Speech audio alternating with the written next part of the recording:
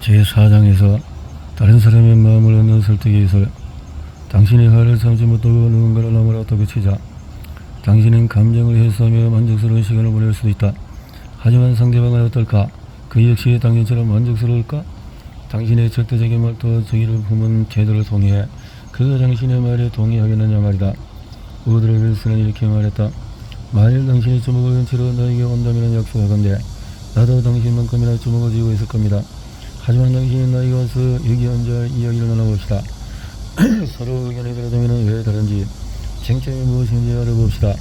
라고 한다면 우리는 크게 의견을 돌리지 않고 서로 동의하는 부분이 많으며 인내심과 솔직함, 열정이 있다면 충분히 함께할 수 있다는 것을 알게 될 것입니다. 그 누구도 존 D 록펠러 주니어만큼 우드로 윌슨의 말을 칭찬할 어려운 사람은 없었다. 1915년 록펠러는 콜로라도주에서 가장 미움을 사고 있던 사람이었다. 미국 산업 역사상 가장 여율이 능지한 파업이 2년째 콜로라도주를 뒤흔드는 중이었다. 화가 나있고 적대적인 강부들은 콜로라도 서기와 경찰 사이에 더 높은 임금을 요구하고 있었고 록펠러가 그 기업을 운영하는 중이었다. 그 과정에서 회사의 재산에 피해를 받고 병력이 동원되었다. 파업자들의 몸을 총알이 관통하며 현장은 피로물 들어갔다. 어느 곳에서 증오가 피어나던 그런 시기에 록펠러는 파업자들을 설득하고 싶어 했다. 그리고 그는 설득에 성공했다. 어떻게 했느냐고? 그의 이야기는 다음과 같다. 몇 주 동안 인간관계의 힘을 쏟는 록펠러는 파업 대표자로 만났다. 그의 연설은 처음부터 끝까지 글적이라 할 수 있었다. 그리고 믿기 힘든 결과가 나왔다. 록펠러의 목을 조여오던 저들은 증오의 물결을 잠재운 것이었다. 그리고 그는 여러 소송자를 얻게 되었다. 그가 너무도 허위적인 태도로 연설을 한 나머지 파업에 참여한 사람들은 끝으로 격렬히 싸워왔던 임금 인상에 대해서 언급조차 하지 않고 일터로 돌아갔다. 그 놀라운 연설의 앞부분을 아래에서 확인할 수 있다. 그의 말이 어떻게 친절함으로 빛나는지 보시라. 록펠러는 불과 며칠 전만 해도 자신을 사과나무에 목매달고 싶어 하던 사람들이 말하는 것이었다. 그가 그리고 사절단을 상대하고 있었다고 해도 그보다 더 다정하고 친근할 수 없었을 것이다. 그의 연설은 여기 있는 것이 영광입니다. 여러분의 가정을 찾아서 아내분들과 아이들을 만났습니다. 우리는 남으로 여기에 있는 것이 아니고 친구로 있는 것입니다. 상호 우호적인 관계, 우리의 공통적인 관심사, 여러분의 호의 덕분에 제가 이곳에 있습니다. 와 같은 말들로 빛났다. 록펠러는 이렇게 연설을 시작했다. 오늘은 제 인생에서 기억할 만한 날입니다. 이 훌륭한 회사 직원 대표 여러분과 관리자 및 임원들을 다 함께 만날 좋은 기회를 얻은 것이 처음 있는 일이기 때문입니다. 그리고 저는 이 자리에 있는 것이 자랑스럽습니다. 사는 동안 이 자리를 내 기억할 것입니다. 만일 2주 전에 이 만남을 개최했다면 저는 여러분을 알지 못하는 상태에서 이 자리에 섰을 것입니다. 알아보는 얼굴도 몇 없었겠지요. 하지만 지난주 남부 단전 현장을 모두 방문하여 출장 중인 분들을 제외한 실질적인 대표 여러분을 만나고 개별적으로 이야기할 기회가 있었습니다. 저는 여러분의 가정을 찾아서 아내분들과 아이들을 만났습니다. 우리는 이곳에 남으로 있는 것이 아니고 친구로 있는 것입니다. 그리고 상호 우위적인 관계로 맺는 사이로서 저는 우리의 공통된 관심사를 논의할 기회를 얻게 되어서 기쁩니다. 오늘 이 모임엔 대표 여러분과 회사 임원들 간의 만남인 만큼 제가 이 자리에 있는 것은 오직 여러분의 호의가 있었기 때문입니다. 저는 대표자도 임원도 아니기 때문이지요. 하지만은 저는 여러분과 밀접한 연관이 있음을 느낍니다. 어느 정도는 주주와 이사들을 대표하고 있기 때문입니다. 이것이야말로 적들을 친구로 만드는 훌륭한 기술이 아닌가? 록펠러가 다른 방법을 선택했다고 해보자. 그가 강부들과 논쟁을 벌이고 그들의 면전에 대고 충격적인 사실들을 내뱉었다고 치자. 의도와 암시로 그들이 틀렸다고 제정하며 모든 논의를 동원해서 그들이 잘못되었음을 발견했다고 치자. 과연 어떤 일이 벌어졌을까? 더 많은 분노, 증오와 반발이 일어났을 것이다. 만일 누군가 당신과의 불화와 반감으로 인해서 마음이 괴롭다면 하늘 아래 모든 논리를 가지고 오더라도 그 사람을 설득할 수 없을 것이다. 야단치는 부모와 지배하려는 되는 상사, 그리고 잔소리를 하는 배우자는 자신의 마음을 바꾸지 않는다는 사실을 깨울 뿐이다. 우리는 그 누구에게서든지 강제로 혹은 억지로 동의를 얻어낼 수가 없다. 하지만 친절하고 우호적이라면 그들을 더 친절하고 우호적으로 만들 수가 있다. 링컨은 이미 100년도 전에 같은 이야기를 했다. 한 통의 쓸개즙보다 꿀 한 방울이 더 많은 파리를 끌어들인다. 라는 오래된 격언이 있다. 그리 누군가를 설득하고 싶거든 당신이 그의 진정한 친구라는 것을 먼저 믿게 하라. 마음을 사로잡는 것은 바로 그 꿀 한 방울이다. 그러면 당신이 어떤 이야기를 하든 그 사람을 순순히 따르게 할 것이다. 기업체의 간부들은 파업자들을 친절하게 대하는 것이 이득이라는 사실을 배웠다. 예를 들어서 화이트모터사의 2,500명 직원들이 더 높은 임금과 유니온숍 제도 도입을 요구하며 파업에 들어갔을 때 당시 기업의 회장이었던 로버트 F. 블랙은 이성을 잃거나 비난하거나 협박하거나 폭압과 공산주의자를 입에 올리지 않았다. 그는 파업자들을 칭찬했다. 그는 클리브랜드 일간지 광고를 내어 그들이 무기를 내려놓고 택한 평화로운 방식을 칭찬했다. 파업자들이 피켓을 잠시 내려놓고 쉬는 동안에 그는 해외 배트와 장갑을 한덤이 사온 다음에 그들이 공터에서 게임을 할 수 있도록 했다. 볼링을 선호하는 사람들을 위해서는 볼링장을 대여해 주었다. 블랙의 친절함은 제 역할을 톡톡히 했다. 친절함은 친절함을 불러왔다. 파업에 참여한 사람들은 빗자루 쓰레기 수레를 빌려와서 공정인간의 성경 정의에 박을 다음에 공짜로 주었다. 임금 인상과 노조 인정을 위해 싸우는 동안에 파업자들이 공장을 깨끗하게 정리하는 모습을 상상해보라. 노동 전쟁 사이에 그런 이야기는 들어본 적이 없다. 그 파업은 일절로 되지 않아 타협을 통해서 종결되었다. 그 어떤 반감이나 악한 정도가 나오지 않았다. 신을 연상시키는 외모와 신처럼 말을 하던 제니얼 웹스터는 역사상 가장 성공한 변호사 중에 한 명이었다. 그러나 그는 가장 설득력이 있는 주장을 펼칠 때도 다음과 같은 우호적인 발언을 사용했다. 배신문단이 고려할 내용이지만 어쩌면 현대에 두는 것이 의미 있는 일일지도. 이러한 사실은 꼭 확인해 보시겠지만 다른 인간 본성에 관한 여러 분의 지식이라면 이러한 사실이 의미하는 바를 쉽게 파악할 수 있을 것 같은 표현이 그것이었다. 강요하거나 압박하거나 자신의 의견을 다른 사람들이 강제로 따르도록 하지 않았다. 웹스터는 부드럽고 조용하고 친절한 접근법을 사용했고 명성을 얻게 되었다. 살면서 파업을 해결해야 하거나 배송을 상대해야 할 일이 없을지도 모른다. 그러나 집세를 낮추고 싶은 일은 생길 수도 있다. 친절한 접근 방식이 과연 도움이 될까? 다음의 예시를 확인해보자. 엔지니어를 일하고 있던 웨인스타우 우라우군은 임대로 삭감을 올렸다. 그리고 그는 임대인이 감정적인 사람이라는 것을 알고 있었다. 강연에 참여한 스타우군은 이렇게 말했다. 나는 그에게 편지를 써서 임대 계약이 끝나는 대로 아파트를 비울 것이라고 통지했습니다. 사실 나는 그 집에 계속해서 머무르고 싶었습니다. 집세를 낮출 수만 있다면요. 하지만 상황은 그리 희망적으로 보이지 않았습니다. 다른 임차인들이 벌써 실패한 것을 보았기 때문입니다. 다들 임대인이 상대하기 매우 어려운 사람이라고 말했습니다. 하지만 나는 이렇게 생각했습니다. 지금 사람들을 다루는 법에 관한 강의를 듣고 있잖아. 배운 걸 이 사람에게 한번 적용해보자. 편지를 받자마자 그와 그의 비서가 나를 찾아왔습니다. 나는 현관에서 그에게 다정한 인사를 건넸습니다.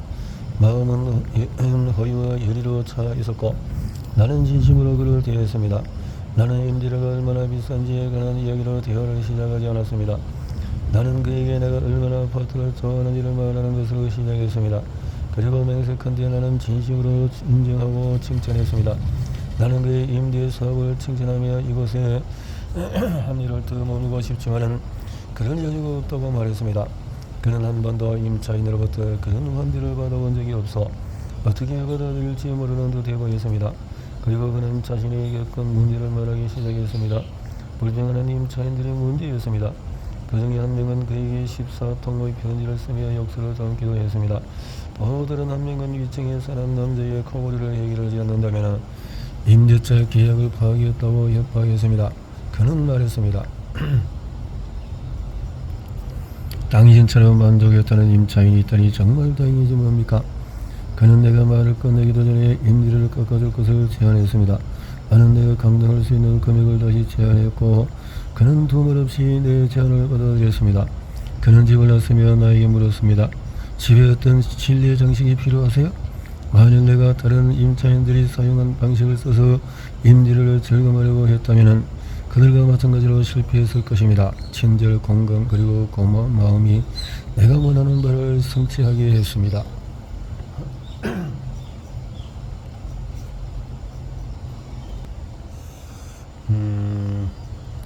다시 예시를 들어보자. 이번에는 한 여성의 이야기다. 그녀는 롱 아일랜드 해변을 펼쳐지는 가든 시티에 사는 도로시 데이로 사격의 명사였다. 데이 부인은 말했다. 최근에 지인 모임을 위해서 5천을 연 적이 있습니다. 나에게는 중요한 일이었어요. 그러기에 모든 것이 순조롭게 진행되기를 바랐습니다. 비싼 일이 있을 때마다 호텔 매니저인 에밀은 유능한 조수의 역할을 맡아주었습니다. 하지만 이번만큼은 그에게 실망하게 되었습니다. 그 5천은 실패로 돌아갔습니다. 에밀은 흔적도 보이지 않았고 딱 한 명의 웨이터를 보내왔을 뿐이었습니다. 그리고 그 웨이터는 인류 서비스에 관해서는 아무것도 알지 못하는 듯해 보였습니다. 그리고 기빈의 음식은 마지막에 가져다 주었습니다. 한 번은 그녀에게 그런 접시에 보잘것없는 작은 샐러리 하나를 담아내주는 게 아니겠어요?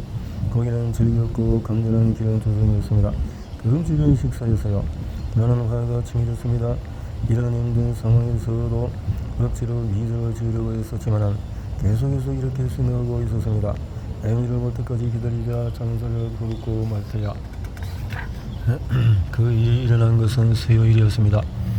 다음날 밤에 나는 인간관계에 관한 강의를 듣게 되었습니다.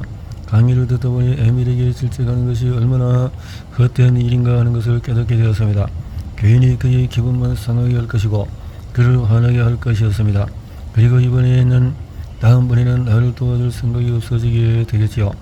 나는 그의 입장에서 생각해 보았습니다. 그의 웨이터가 명칭한 것은 그의 잘못이 아니었습니다. 어쩌면 내 분노가 너무 심하고 성급한 것일지도 모를 일이었습니다. 그래야 나는 그를 비난하는 대신에 호의적인 태도로 대하기로 마음먹었습니다.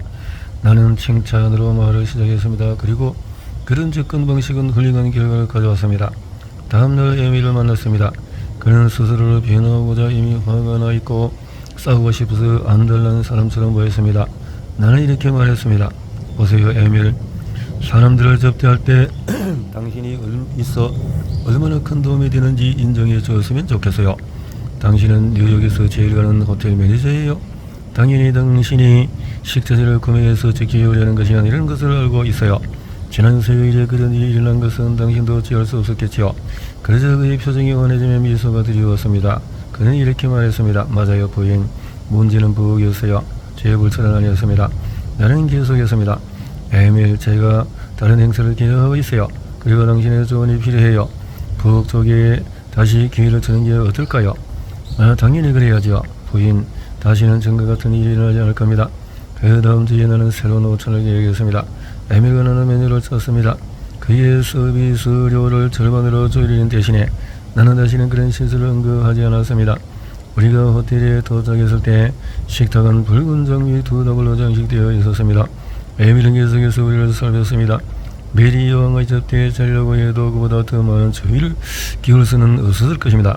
음식은 훌륭했고 식지 않게 식탁 위에 올랐습니다.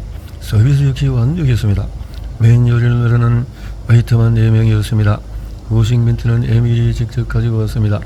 호텔 떠날 때 주빈이 이렇게 물었습니다. 매니저에게 마법이라도 거신 건가요?